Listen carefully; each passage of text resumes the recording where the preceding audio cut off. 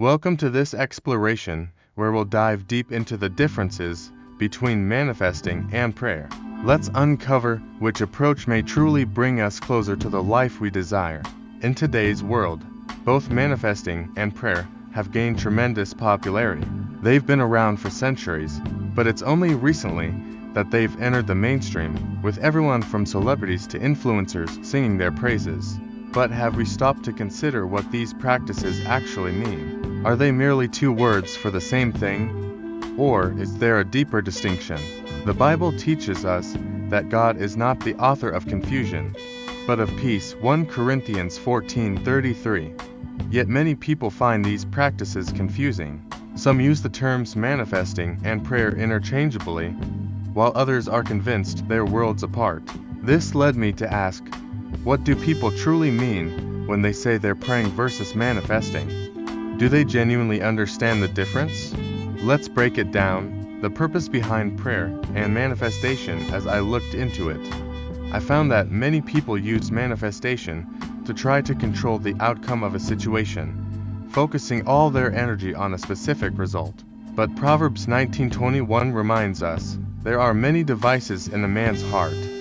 Nevertheless, the counsel of the Lord, that shall stand. Manifesting often involves seeking to control one's destiny without fully surrendering to God's will, while prayer is about humbly seeking God's guidance and trusting in His greater plan.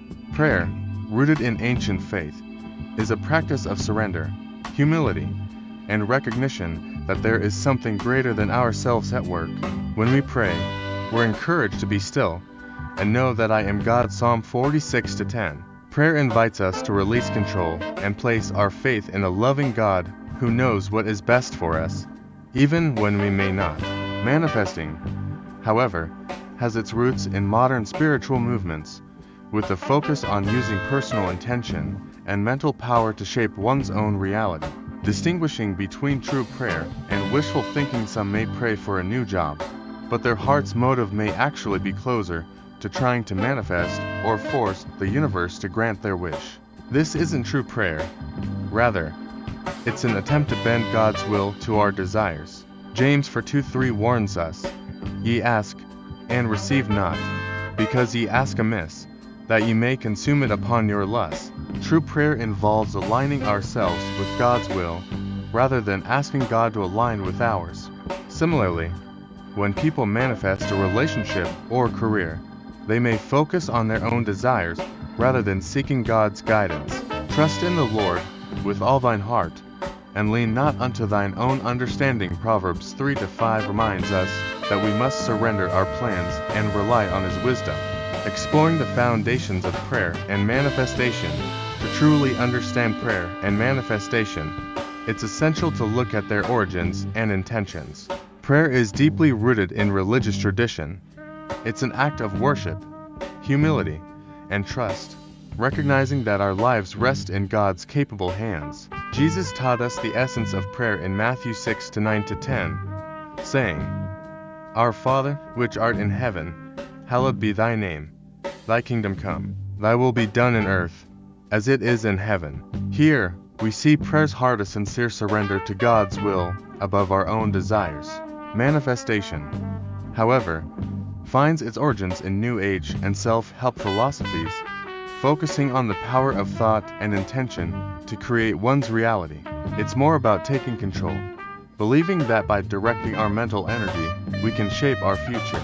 Yet, the Bible reminds us in Romans 12:2, "Be not conformed to this world, but be ye transformed by the renewing of your mind, that ye may prove what is that good, and acceptable, and perfect will of God." This verse encourages us to align our thoughts with God's will rather than attempting to control outcomes ourselves. Can prayer and manifestation work in harmony? So, should we choose one over the other? The truth is that both prayer and manifesting can support spiritual growth when grounded in faith in God. When we pray, like Jesus did in Gethsemane, "Not my will, but thine be done," Luke 20-42. We invite God to take control and trust Him with our lives. If we approach manifestation with faith, trusting that God will align the right circumstances and people in our lives if it is His will, that our intentions align with prayer. However, this requires humility. In Philippians 4:2-6, we're reminded, be careful for nothing, but in everything by prayer and supplication with thanksgiving let your requests be made known unto God. Our requests, then, are given in thanksgiving, with faith that God knows best. Finding the balance between prayer and intention. Both prayer and positive intention have their place in setting a direction for our lives. Yet the essence lies in surrendering our desires to God. Prayer acknowledges God's sovereignty and invites His wisdom into our lives. And while positive intention may encourage a hopeful outlook, it's essential to remember that God is ultimately the one who directs our paths. Final reflections. In conclusion, prayer and manifestation are two distinct practices that work differently. Prayer is a sacred act of trust and surrender, while manifestation emphasizes personal intention. By recognizing their unique purposes, we can live a life more fully aligned with God's will, allowing prayer to guide us and manifesting to encourage a focus on His goodness and promises. Thank you for joining me on this exploration. I'd love to hear about your own experiences with prayer and manifestation. Do you find one resonates more with you, or do you use both in different ways?